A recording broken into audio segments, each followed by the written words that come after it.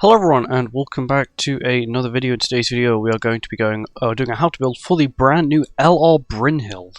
So this is of course Red Brunhild, the wedding day Brunhild. She doesn't really appear too much on banners. Well, at least she never really did. Now she will, because of course she got an LR, so she'll sort of be like one of those newer characters that probably will appear a lot more often. As you can see, mine's only 2.6. Bear in mind, I've been summoning on like basically every festival banner. And both of my friends, two of my friends, have her 6.6. I've only got a 2.6. Remember, we've basically only summoned on the same banners. You sort of see my luck isn't probably the best when getting Red Brunhild. On release, she was completely broken. Insane weak point skill. Single type was always quite mid, but her weak point was always sort of her killing move. Let's have a look at her substats though. Her main stats they aren't the best, but bear in mind, she's not true awakened. Her relic is not upgraded to deer. It is upgraded to bird, but not deer at the moment.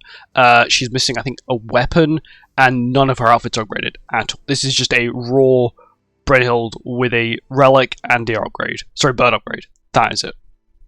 Substats, 114% pierce rate is pretty good. For a non-pierce based character, anything above 110% is very good.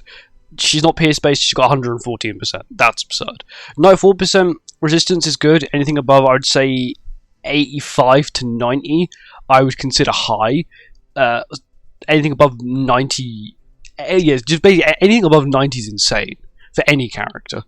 Crit chance 146, that is on par with some of the highest crit chance characters we have in the game, which is Shion, Demi, and Demon King Meliodas.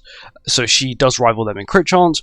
Crit damage wise, 268, it's about the same as Vittoria. So this is with HP defense on currently. With attack crit, you're looking at 288 crit damage, which is a lot of crit damage. Like an absurd amount. Crit resistance 106, anything above 100 is good. Very good. Crit defense, very good. 122, it's high. It's like festival level high. It's not like LR Queen Diane high, but it's still very high. And lifesteal 21% is always quite nice to see, at least because quite a chunky HP regen back when you hit someone. First skill, it is Red Skadi's debuff skill, where she sort of lowers her own health. As you see, it stacks up to 5 times. Also got the charge effect, and it does also ignore defense, which is decent. The multiplier got a slight increase. It's the exact same as the Skadi skill. It does say it does stack up to 5 times this debuff. You think, oh, minus 10% HP, that's so bad. But with her relic, it only stacks up to 1 because her relic caps her debuffs at 1, which is decent. It's kind of handy. Oh, I'm back down.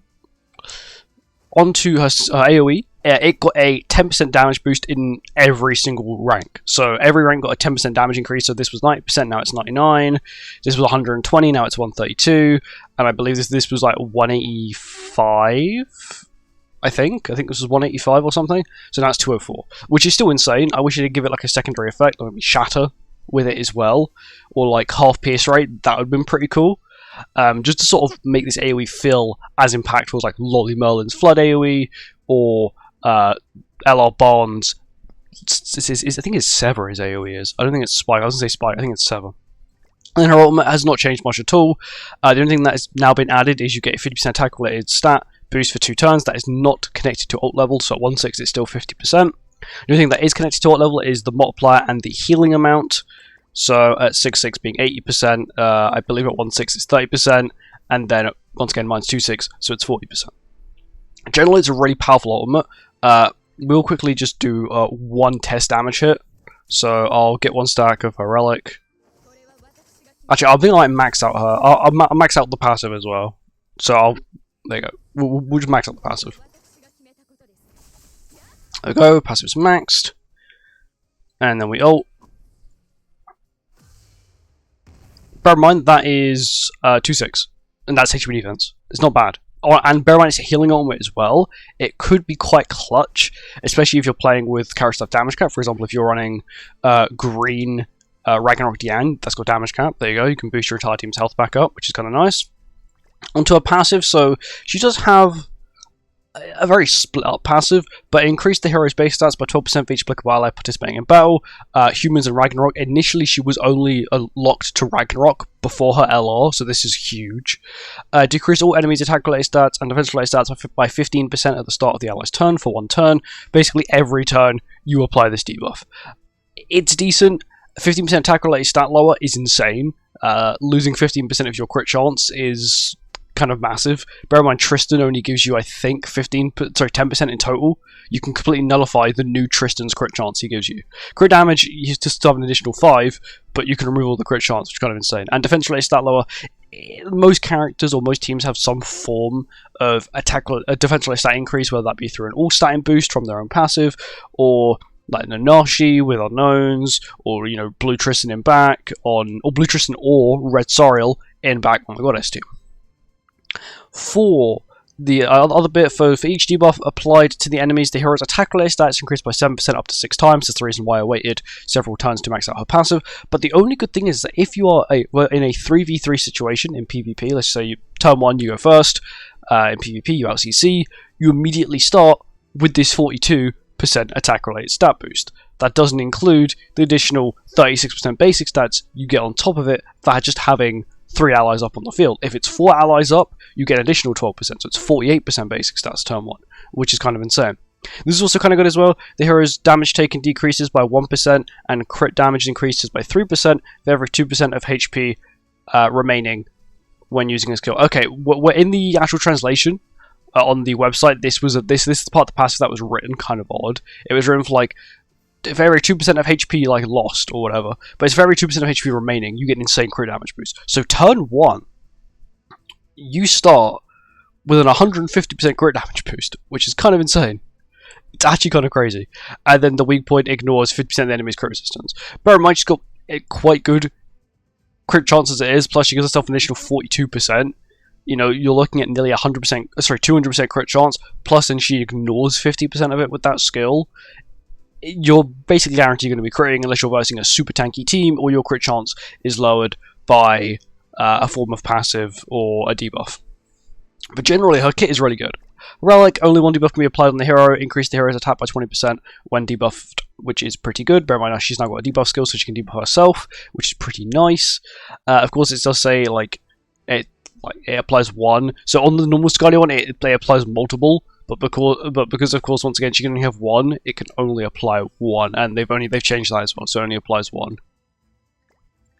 Once, twice, 3. Oh no, it does apply all 3. It just doesn't work because once again, her relic. Outfits wise, we've been given a ton of free Brunhild outfits. So this is the one that a user made ages ago, and it won a contest. So we got that one, the LR Brunhild one, this the Valentine's Day one where you could buy it with diamonds. That's how old Brunhild is, which is quite a nice cut-in. You got the Hawk Pass one. This is one of the initial Hawk Pass outfits, the chef set, which is pretty cool. And you got the UR base outfit for Red Brunhild, the UR base outfit for Green Brunhild, and then of course the standard ones for those two as well. Weapons-wise, you've got the user-made skin, you've got the Wedding Day Brunhild skin, the default weapon, and then you've also got this one as well, which I think was an Affinity one, or this one was an Affinity one, either or. Headgears-wise, there's just a lot. So Wedding Brunhild has 2, this Brunhild has another one here as well for the LR variant. You've got the user-made one, the free one, basic one, and then you've also got the, I believe this is the Affinity one for the default Brunhild. But overall, not the worst. I could farm to get her relic upgrade for Deer, but I don't really think it's worth it. Generally, she's a decent character. I will be trying her out on more content though. Gear-wise, once again, I've given her just HP defense at the moment, just because I was trying her on Hero Arena to sort of test her stats. The best way to do that is give her HP defense like I give every other character to make it a fair playing field. Attack crit 66k. It's not the best, but once again, you've got 288 crit dam. Her stats, I would say, are sort of like Vittoria's in terms of CC and crit damage, so I wouldn't be surprised if that was sort of their base. Main damage comes from AoE, but still a decent single target. It's not the worst. Her kit is quite nice, it works very well. It's just a little bit sad, she's a very selfish character. The only selfless bit she's got is the debuffs, which is a little bit irritating, but apart from that, she's generally a really good character, and I do kind of want to see her maybe not in the meta, but at least usable in other pieces of content, whether Dear Floor 4, which I doubt she's gonna replace Freya. If that 12% basic stats was for all allies, right, it was 12% basic stats per ally, every ally got that 12% basic stats, then yeah, I could definitely see this Red Brunhild being used on Dear Floor 4, but because that is not the case, I don't see her being used, solely because her armor's decent, it's got a healing skill, cool, you know, you might need healing on Dear, whatever. The single type might be quite decent. The AoE, on the other hand, it's going to have no debuffs to get the 3 times damage boost on, so it might be a little bit iffy. But generally, she's a good character. Would I recommend making her over other LRs? She's probably one of the better LRs in the game. If I was to rank her above the rest, she's definitely not better than Merlin. She's not better than Barn. I wouldn't put her higher than King or Deanne or Liz, but I'd say she's right behind that.